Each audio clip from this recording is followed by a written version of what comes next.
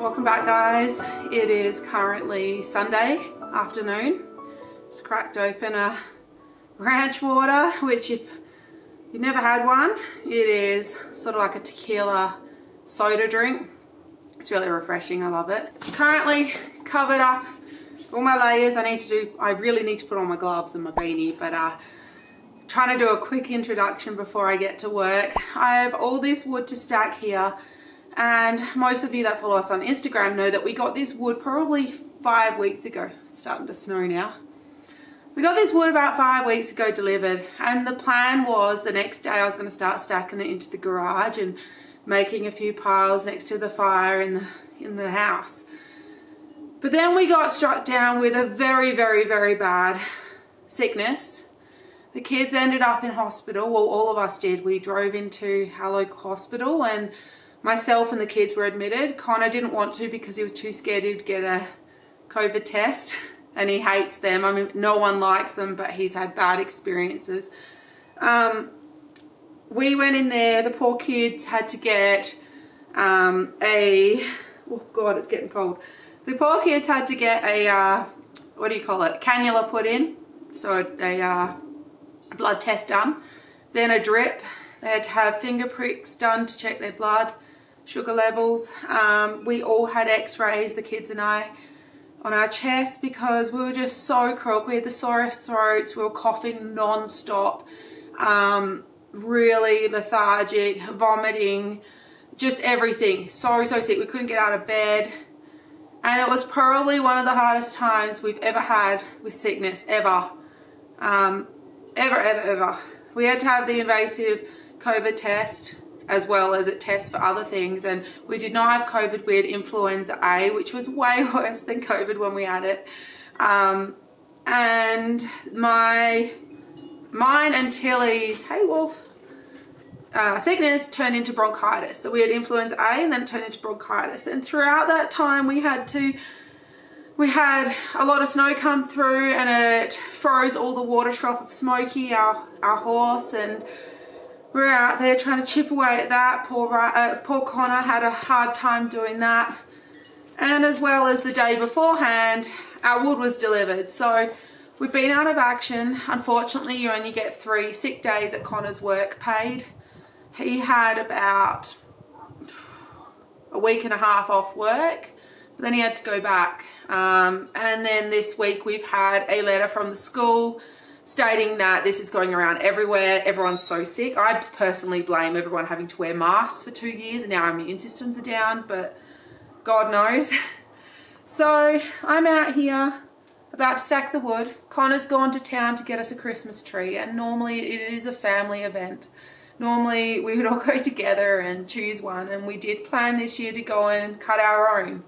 But Tilly, even though she's been very sick and got better for a week and went back to school, is struck down again with being sick. It's just going around really bad at her school at the moment. So Connor's gone to town to get us a real Christmas tree. We've got all our decorations ready to put up inside. And I thought I'd use this time to come out here and start stacking some of the wood. It's going to take a couple of days of me doing it. But that's a little life update from me. There is another big update. We sold Smokey, our little mini horse. You are our dog, Wolf, is molting so much because the heater's on in the house. So we had summer and he molted. And then the heater's on, so it's tricked his body to thinking he needs to shed. And he is losing so much hair. It's just crazy. So my jacket's now covered, buddy. We did sell Smokey, our little mini horse that we got from an auction. When I say sell him, we didn't sell him for money. We rehomed him because no one would buy him.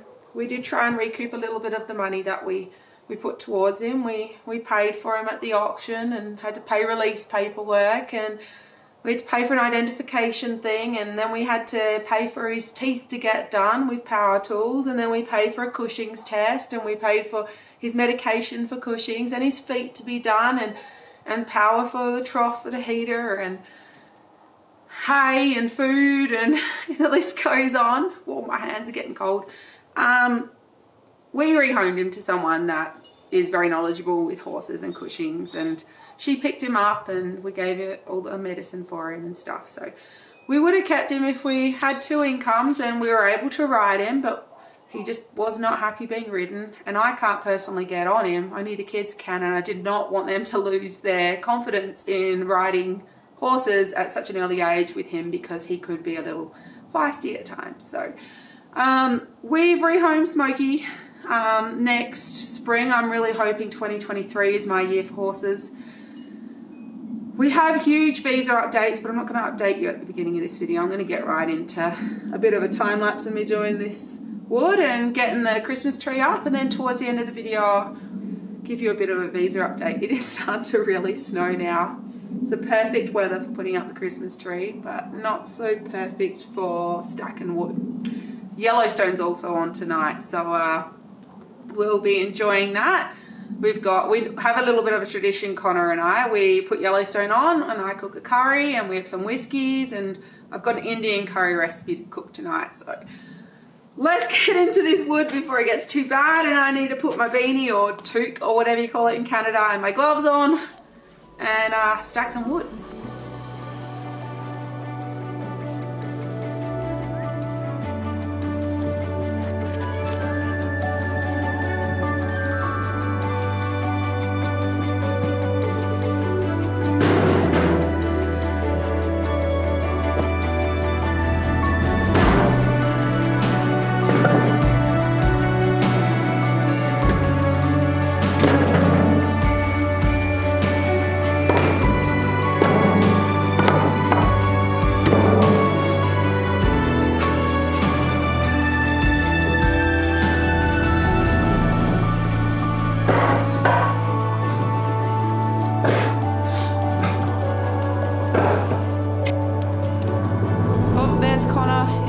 Christmas tree.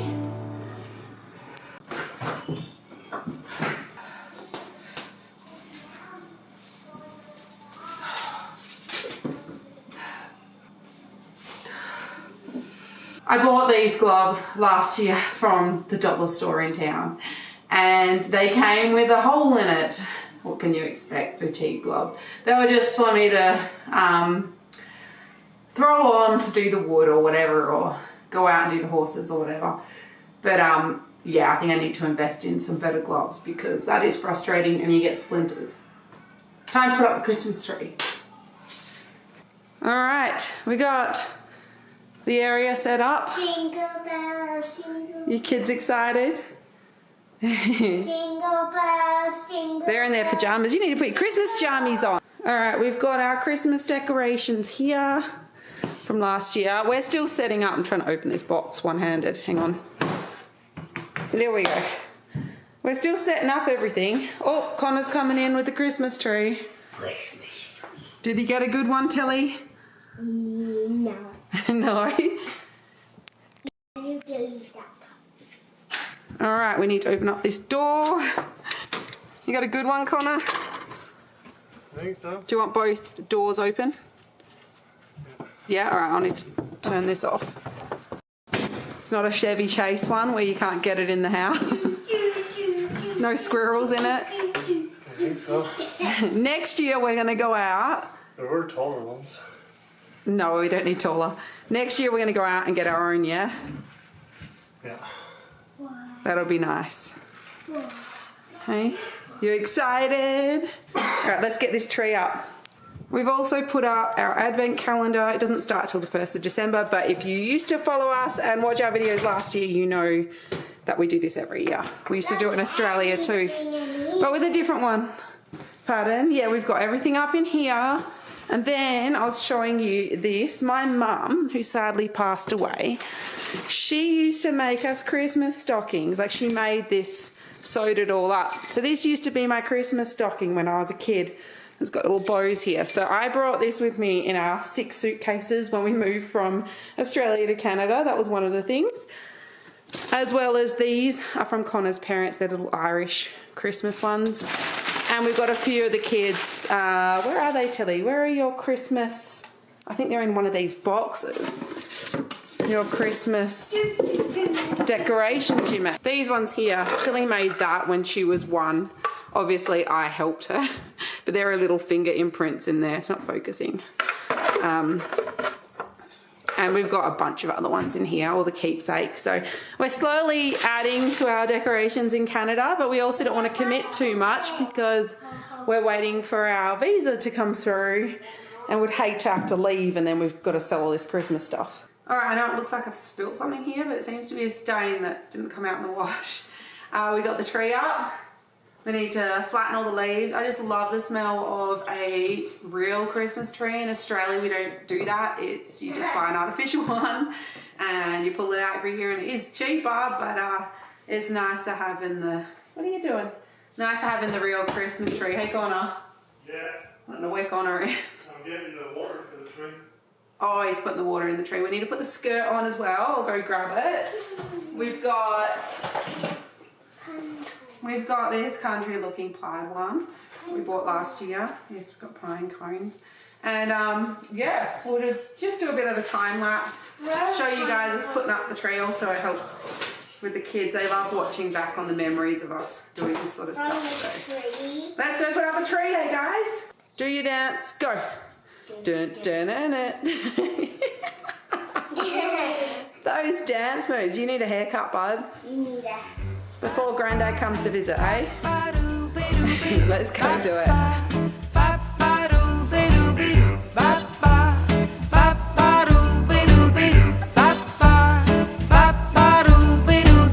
When the snow falls outside, you can hold me tight. When it's cold through the night, we'll stay warm inside. We'll feel the fire burning, baby. Spin that record one more time, 'cause we're gonna spend our night dancing in Christmas style.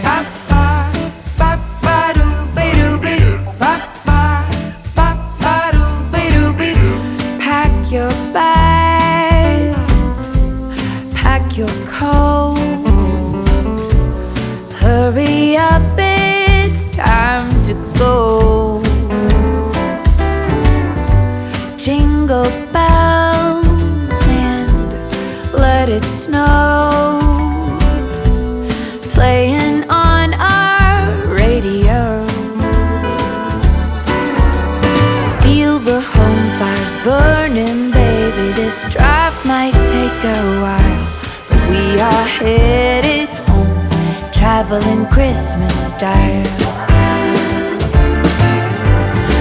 Everybody's snowed, but we got the fire going. Who cares what the weathermen say? We're with the ones we love on Christmas Day.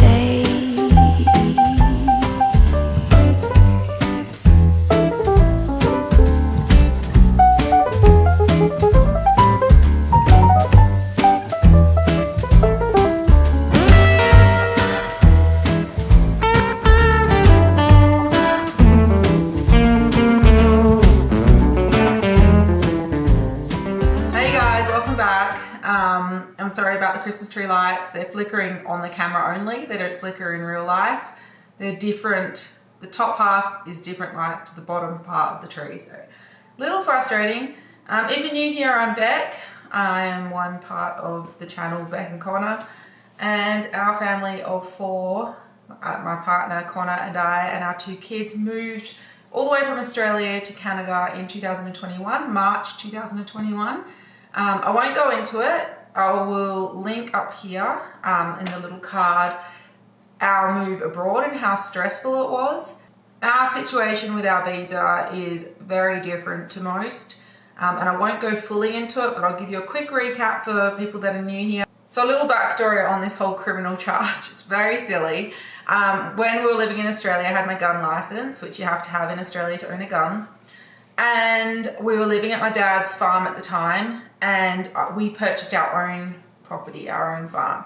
So while we were moving house, I thought it'd be better to keep the gun safe and the ammunition in the gun safe and move the gun safe to our property that we're now living in, because the property that my dad has, he's got 2 houses on it and we're living in one. So it would have been vacant.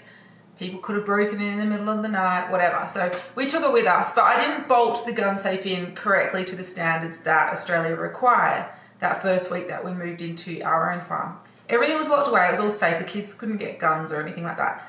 Police did a random gun safe check, they fined me $900.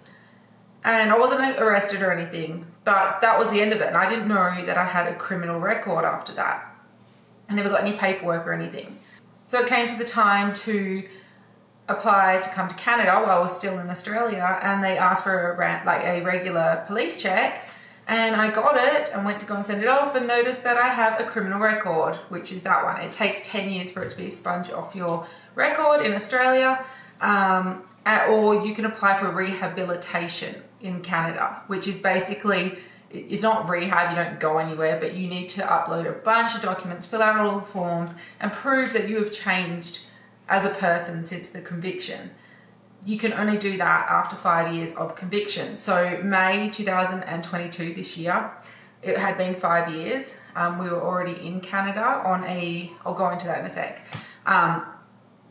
So May 2022, this year, I applied for rehabilitation.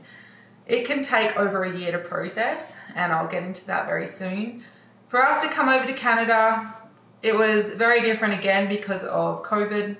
Different rules. We did plan on coming over and buying an RV and traveling Canada for a bit, and then selling the RV and settling down into regular life of work and everything. But with COVID, that didn't happen. So then we decided to move to BC and work on a ranch because we're farming people, and we needed an LMIA to get that through the employer.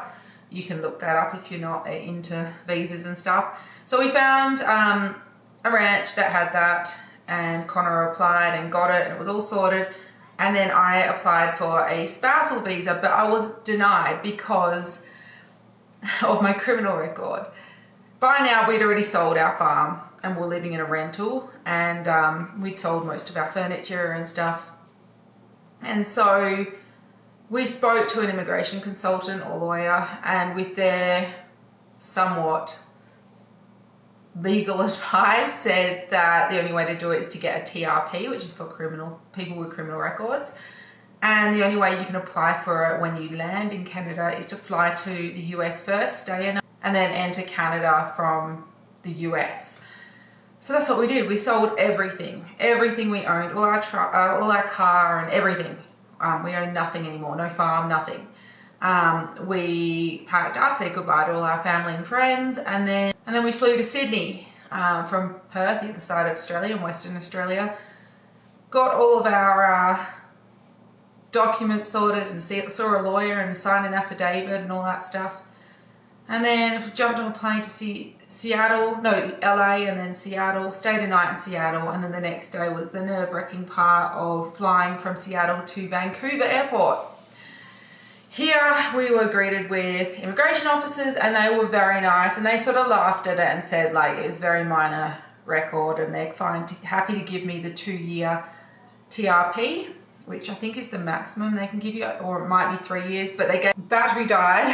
So I can't really remember where I was up to, but they gave me the TRP the same at the time that Connor was having the LMIA job on the ranch, so 2 years. We were so happy. And then we had to do 2 weeks quarantine in a hotel, buy all of our belongings, and you can see all this stuff in that video, but I'm just trying to show you this of, you know, some people have watched us from the beginning, but I'm trying to remind those people how much we've been through just to get to this point. So we did quarantine in Vancouver, 2 weeks in a hotel room with 2 kids. I was so thankful that whiskey was allowed to be brought up through DoorDash. They would deliver bottles of whiskey and food and all that stuff, because it was hell with 2 kids in a hotel room. And then we had to spend 10 days it was between quarantine and starting the job on the ranch to buy a truck, all of our furniture, everything, clothes, everything. We hired a trailer, and then we drove all the way out there, dropped it all off at the ranch house, and then put the trailer back in town at a U-Haul place. And it was full on, and we had the best time on the ranch ever. Like, it was amazing, but the pay was crap. It's well known throughout pretty much the whole world that in the agricultural industry, farmers and farm hands don't really get very well looked after by the government. I believe that anyway, as in pay, your hourly pay. But Canada's just friggin' terrible compared to Australia. Australia is like gold class with pay. I think our minimum pay in Australia is $21, and here it's $14 in Alberta. It's different in each province. So Connor was on very minimum wage, and we got a free house and everything on the ranch, but we were digging into our savings each week to pay for, you know, normal bills and groceries and setting up our life again, which is not what we wanted and not what we planned. So after 7 months, we didn't just use the ranch up. We waited 7 months and waited till after harvest. We left, and Connor took a job in Alberta. So he's been working as a precision farming specialist in Alberta this whole time. And now it's been almost 2 years. March the 1st, 2023 is the end of our visa trip here. Like, that's when it expires for all of us. Apart from Connor, when he was on the ranch, he wanted to leave, but couldn't because he was on the LMIA. So he applied for an IEC, which is a working holiday visa. And then he had to leave. He went across the border to the US and back again in BC to activate that visa, and that was in September 2021 or something like that, September, October. So his doesn't expire till September or October 2023. But the kids and myself expire in March the 1st, 2023. So that's nerve-wracking. You can't just apply for a TRP, my criminal one, online and get it instantly like you can visitor visas. Which is what the kids are on. The kids ones I've applied for over 3 weeks ago, and the estimated time is between 21 days and 40 something days to get it approved or denied. So I'm still waiting for that. Should be any day soon for the kids. For me, I have applied for a TRP and an open work permit, but they can take 206 days. The good news is I am on implied status, which means until a decision's been made, I can stay here. So if I don't have a decision before my expiry date of my current TRP and open work permit, I could stay in Canada. And then if it's denied, fingers crossed it's not, they give me a new expiry, like, okay, you've now got this many days to leave. In that case, we would have to sell all our furniture, the truck, everything, and get out of Canada, basically. And I know a lot of you are probably saying, why don't you just leave and come back in on a holiday? Of course I will try that, but to come in on a holiday in Canada, you have to get a visa. I think it's still called a visitor visa, but it's called an ETSA or an ETA. It's like $7 or $14 or something, I can't remember. And on that, you have to tick whether or not you've had a criminal record. And I don't know whether or not I'd still be granted one if I've had a criminal record. So there is that option of coming back in on a holiday, but then I can't work. My business, Out West Rancher, wouldn't be viable. My Etsy store, I wouldn't be able to earn any money while I'm here. And of course, I'm waiting for my rehabilitation application to come back, but that can take well over a year. There is actually no processing time, but when you Google it, it says roughly a year is the average. So I've got, that would be what, May, June next year, 2023 would have been a year. If my rehabilitation is approved, which basically is stating that they believe I've changed as a person and that My criminal history is fine because that's the only thing I've had. It wipes it off my criminal record, and I can apply for permanent residency, or we all can apply for permanent residency and start that process, which is a long process, and that's a whole nother video. And I can also apply for a working holiday visa as long as I do it before May 2023 on my birthday, because you can apply for a working holiday visa on your Australian passport as long as you're under the age of 36. So I'm 35 until the 21st of May 2023, and as soon as it's the 22nd, I'm 36 years old. So I am under a lot of stress, and hang on, the kids want me. Also wanted to mention it pays to speak with your local MP. I emailed them, they have been great. They have contacted IRCC, which is who you do your visas through, and was able to get a progress from them because I'd been emailing through web forms online, trying to get an answer about my visa, and I had none. You know, occasionally get an automatic one back, but no actual answer on my visa. Even questions that I was asking, like, how are you going to contact me? Because the rehabilitation one is done by a mail, snail mail, not online. So I was like, how are you going to contact me if you need a document? Is it going to be through snail mail or email? And they said it would be through email, but none of the documents or forms that I filled out for the rehabilitation application asked for my email. So I was like, well, how are you going to contact me via email if you didn't have it until now I've contacted you? So it's those sorts of worries that freak me out, that I'm not going to get an answer, or what happens if it falls off the back of the desk and there's no trail of it anymore? Like, I am so paranoid about this visa application. So anyway, the MP's office has contacted me a few times saying that they've rung them, and then they asked a few questions, then they've rung back again, and they've been really great. They don't have any influence on the answer of the visas, but they're able to get a processing time a lot quicker than I could. So just a little tip there. Filming with kids at home is unbelievably hard. Anyway, we're under a lot of stress, like a huge amount of stress at the moment, because, well, if we want to sell all our belongings and leave, we want to do it with enough time that we're going to get the right price for it. We don't want to be selling it all off because we have to leave within 30 days and getting nothing for our truck, nothing for the rest of the furniture and everything. Like, we want to know we've got our time to take our time. If you can hear music in the background, just Riley's on the iPad while I'm filming, so sorry about that. The other issue we have with moving back to Australia is our dog Wolf.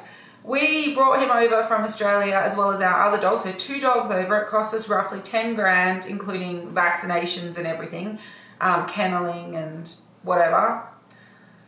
But we got a quote the other day, $20,000 to $25,000 to take 1 dog back from Calgary to Perth. That's not even including the 10 days quarantine in Melbourne.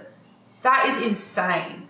So there's that situation. We're obviously not just going to leave him here. We have to figure it out. And even if we do bring him back, it's going to be a 6-month plus process, because they have to do a rabies test, and then that you're not allowed to fly until 6 months after with all the testing.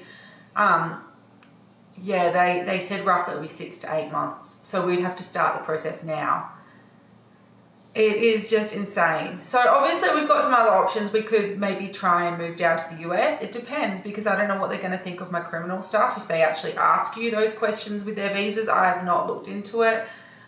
We can move back to Australia and you know, continue farming there. It'd just be, instead of owning again, we'll be back to leasing land and whatever for a while to recoup some money. Or it might all work out and we might get our visas in time and we can stay. So it is incredibly stressful. All at the same time, Connor is still working an 1.5-hour drive one way. So he's doing 3 hours travel every day to work.